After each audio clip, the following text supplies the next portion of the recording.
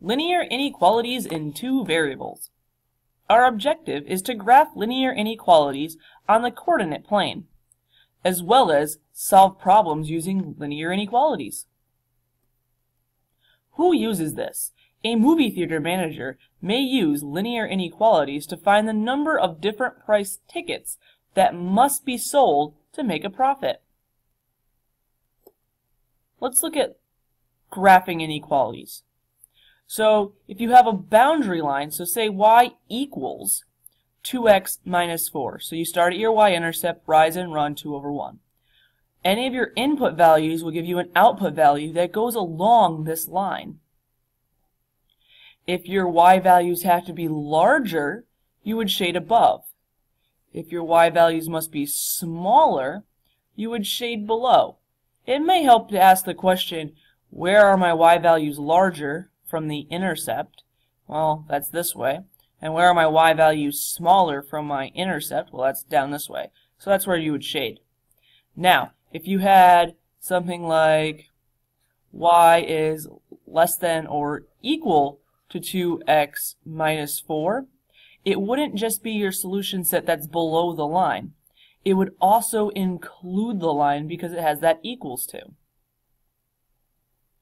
Whereas if it was just the less than, you would end up with a dashed line because you're not including the line, it's everything below the line.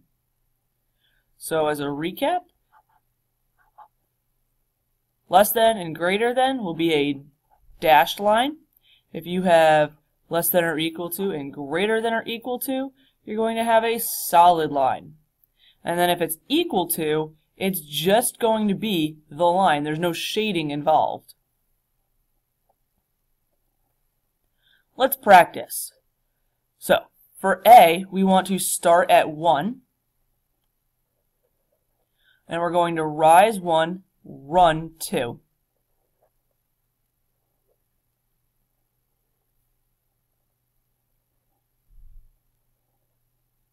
And then you can draw your line. Now, this line is going to be a dashed line since the line itself is not included. Alright, so we have our dashed line to show the equation itself, and now we have to deal with shading. So step 1, plot your line. Step 2, shade. So all the y values are smaller, they're less than. So where are all the y values smaller? 0, negative 1, negative 2, or 2, 3, 4, 5. Well, they're smaller below, so you would shade below.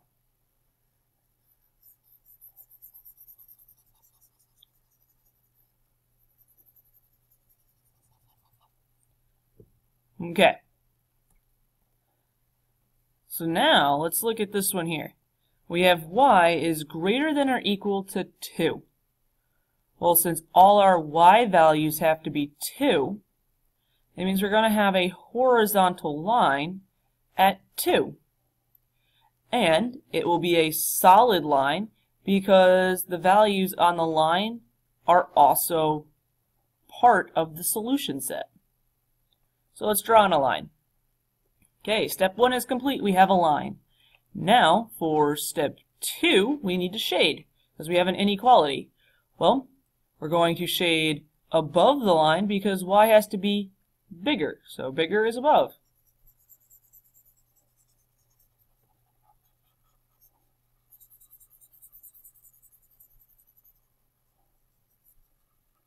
And then once again, the value of 2 is part of the solution set, so it's a solid line because it's got an equal to in there. Alright, so now let's look at graphing linear inequalities using intercepts. I find this to be really helpful when you're dealing with large numbers or fractions, numbers that you don't necessarily want to use on a regular basis to try to graph. So, this one's not so ugly, but still good practice. So if we want to find our x-intercept, we need to set y equal to 0 because we want a value for x. The other way you can think about it is an x-intercept sits on the x-axis, which is this horizontal line. Well, no matter what point you pick on that line, y is going to be 0. So let's do some math. So we have 2x plus 3 times 0 must be greater than or equal to 6. So 2x must be greater than or equal to 6. So x must be greater than or equal to 3. So we're going to plot a point at 3, 0. 1, 2, 3, and we don't go up or down. Alright, so now let's try our y-intercept. So if we want something on the y-axis, all of our x values are going to be 0, because they don't go left or right at all. So we're going to set x equal to 0. So we have 2 times 0 plus 3y is greater than or equal to 6. So 2 times 0 is 0. It's obsolete now. It's gone. So we've got 3y is greater than or equal to 6. So y must be greater than or equal to 2. So we're going to plot a point at 2.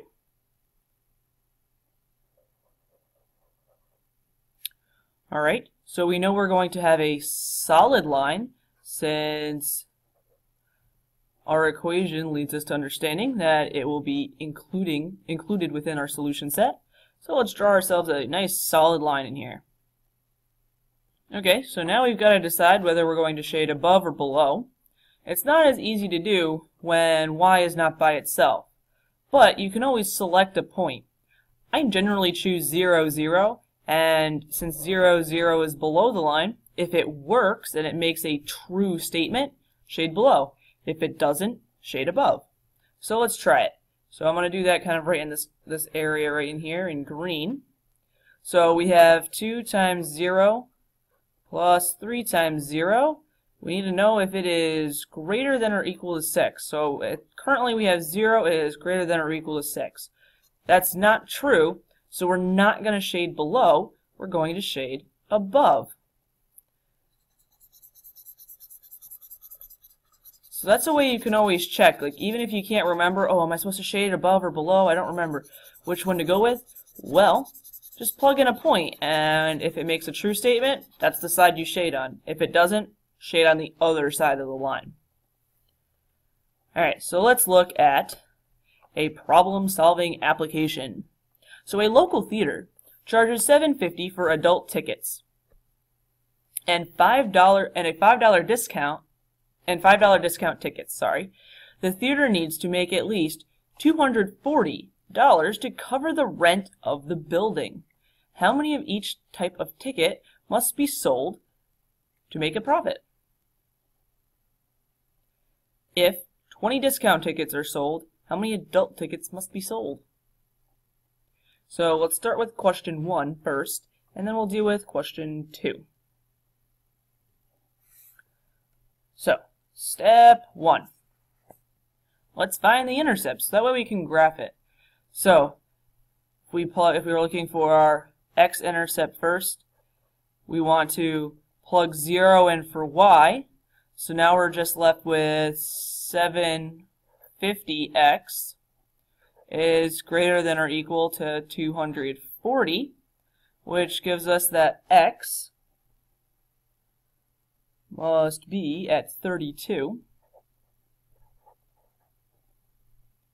And now let's deal with our y-intercept. So we have 5y, we're not going to just add in the 0, 0, and that's going to be greater than or equal to 240. For this step, you can also throw in an equal sign because you're just getting an intercept, you're not getting where it's greater than or equal to. Okay, so we have y must be greater than or equal to 48. So when we plot our points on our graph, we have a y-intercept of 48, an x-intercept of 32. And since y is bigger, we're going to shade above.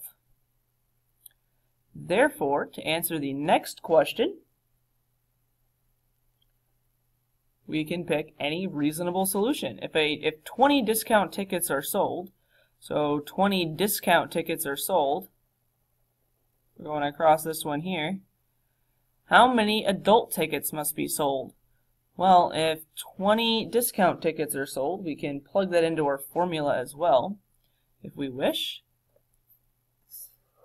And that would be 7.5x plus 5 times 20 must be greater than or equal to 240, which then gives us 7.5x plus 100. Subtract 100 from both sides, so we have 7.5x is greater than or equal to 140. And in the end, x must be greater than or equal to, well, we'll go with about 18.6. So it's 18 and like 2/3. So, to make a profit, we can't sell 2/3 of a ticket. So therefore, 19 adult tickets must be sold to make a profit. So notice how here it's a little bit below, so 19.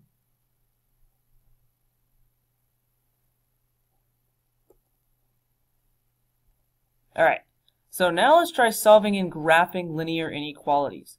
Solve, then use a graphing calculator to graph the solution. So, we're going to start with solving. The answer will be revealed in a moment. If you'd like, you can pause the video and try it on your own as well. Okay, so we have our function. We have y is greater than 2x minus 3. So since we're using our graphing calculator, we don't have a greater than or less than where the equal sign goes, but we do have the ability to shade above or below. So you're going to go to your y equals key. It has a little y equals. It's right below your screen on the left-hand side. And you're going to actually type in underneath the first one, which would be y. Let me make that a better looking y for you guys. We're going to have a y1 equals, and then you're going to go 2x minus 3.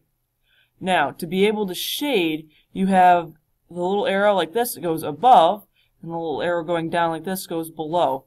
That's off to this left-hand side. So if you want to go over that way, you're going to select the left arrow key until you see that this side over here is shaded right by your y1. And then if you hit enter, you notice it will change. And then basically continue to hit enter until you get to either shading above or below. Now, which one do you pick? Well, since y is greater or bigger, you want to shade above. So you want the little symbol to be pointing upwards. So therefore, when you click on that, and then after you've done that, click Graph, which is at the top right-hand side of your screen, you'll end up getting something like this. And that ends our lesson on linear inequalities in two variables.